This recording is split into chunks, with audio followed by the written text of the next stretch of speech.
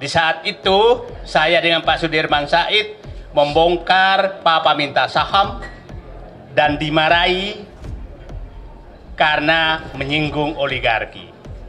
Nah, di situ saya melihat Pak Jokowi negara ini sudah dikudeta oleh Jokowi bersama oligarki. Disitulah PDIP ditinggalkan, partai-partai ditinggalkan, sehingga bulan Juli puncaknya 2016 terjadi reshuffle kabinet yang membuang semua menteri-menteri yang punya integritas. Sudirman Said, Rizal Ramli, Anies Baswedan, dan masuklah oligarki ke dalam politik. Dalam satu forum yang mengini Jokowi. Nah, saya ingin menjelaskan, Jokowi sebenarnya mengkudeta negeri ini dan mengkudeta partai yang mendukungnya itu bulan November 2015. Di saat itu, saya dengan Pak Sudirman Said membongkar Papa minta saham dan dimarahi karena menyinggung oligarki. Nah, di situ saya melihat Pak Jokowi negara ini sudah dikudeta oleh Jokowi bersama oligarki. Disitulah PDIP ditinggalkan, partai-partai ditinggalkan, sehingga bulan Juli puncaknya 2016 terjadi reshuffle kabinet yang membuang semua menteri-menteri yang punya integritas. Sudirman Said, Rizal Ramli, Anies Baswedan, dan masuklah oligarki ke dalam politik. Jadi sebenarnya kita harus menganggap bahwa Jokowi sudah melakukan kudeta bersama oligarki itu 2015 dan menuju 2017. Setelah itu Jokowi mengabaikan semua, termasuk ketua partai yang membesarkan Jokowi sekeluarga. Sekeluarga maksudnya semua dibesarkan oleh dia.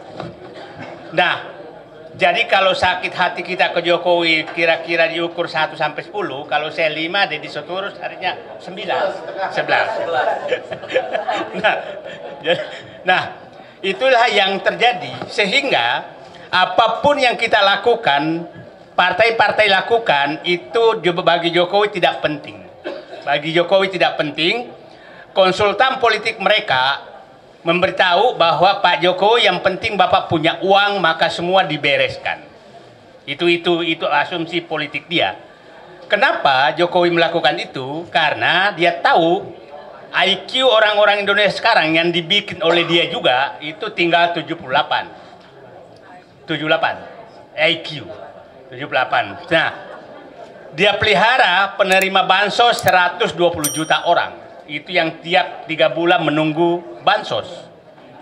Dia rusak sistem pendidikan nasional sehingga pendidikan sekarang hanya 60% pendidikan SD ke bawah. Nah, dia tahu struktur sosial seperti itu, maka oligarki lah yang bisa menyelesaikan. Tidak butuh dia partai. Dan faktanya memang dilakukan seperti itu terus. Nah, sekarang tapi kita harus tahu, dan dia tahu bahwa partai-partai ini, ya tadi yang Pak Deddy Sitorus katakan, tidak sedikit tokohnya disuruh mengambil mangga tetangga baru dipotret, gitu kan, kira-kira begitu. Nah, baru foto itu yang dipegang, kau mencuri mangga tetangga. Nah, kira-kira, nah itu yang dilakukan. Jadi, nah saya berharap ini masyarakat harus paham semua. Itulah kenapa kalau bapak-bapak lihat kenapa saya betul-betul fokus untuk mengini oligarki, karena oligarki inilah sebenarnya yang menguasai negara. Nah, siapa yang berkepentingan agar Gibran menjadi presiden? Oligarki. Siapa yang berkepentingan agar Prabowo lemah? Oligarki. Siapa yang berkepentingan sehingga surat perintah 13 Oktober Solo itu terjadi? Itu oligarki. Sehingga berantakan semua. Nah, kita harus ini bahwa apakah Prabowo, jadi saya menyatakan begini, kekuatan Jokowi itu hanya satu, oligarki saja.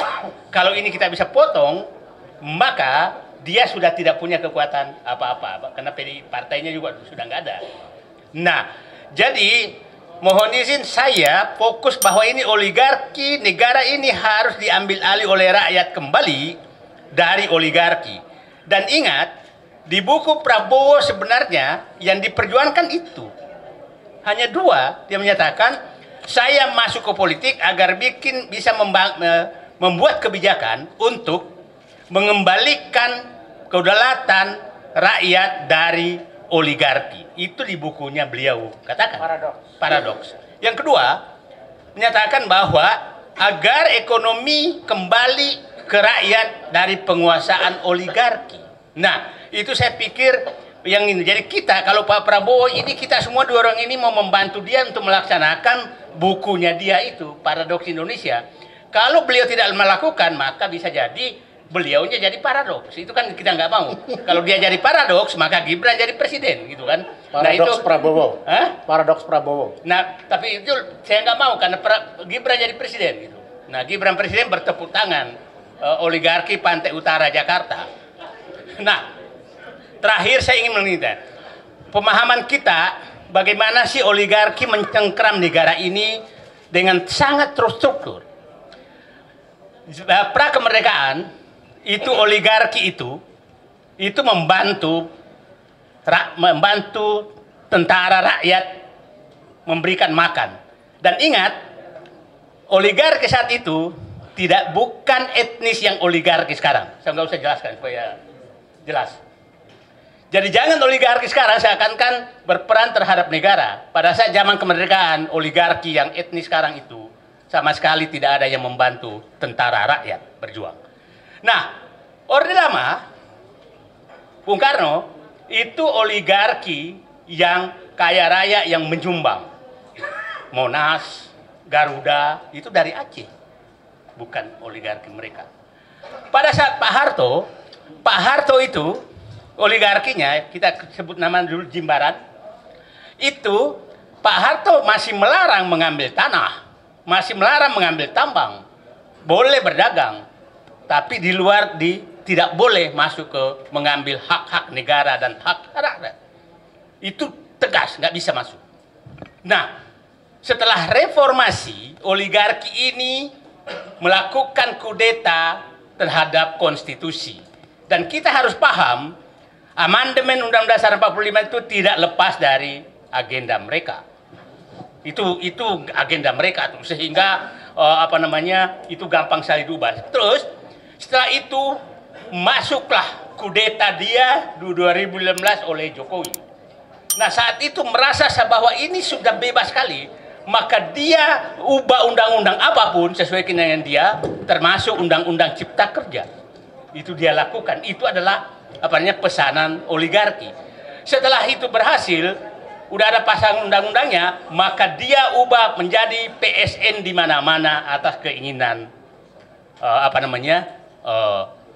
oligarki. Nah, oligarki saat ini, kalau oligarki pada saat Pak Bung Karno, saya bilang itu di halaman rumah, lempar daging masuk, lempar ayam masuk, itu di luar rumah. Pada saat Pak Harto itu ada di pavilion, nggak boleh masuk ruang utama. Pada saat Jokowi itu dia ngusir penghuninya yang dia ada di dalam dapur mereka. Di dapur mereka. Nah, itulah oligarki, itulah yang Nah, sekarang dia sangat berkepentingan kepada Fufu Fafa berlanjut. Jadi, yang kita lawan ini adalah mengambil kembali kudeta negara ini oleh oligarki bersama dinasti Jokowi. Itu yang kita harus ambil alih. Dan kembalikan kedaulatan kepada rakyat dengan mekanisme yang ada. Nah, itu saya mutar-mutar semua itu yang terjadi. Coba bisa bayangkan.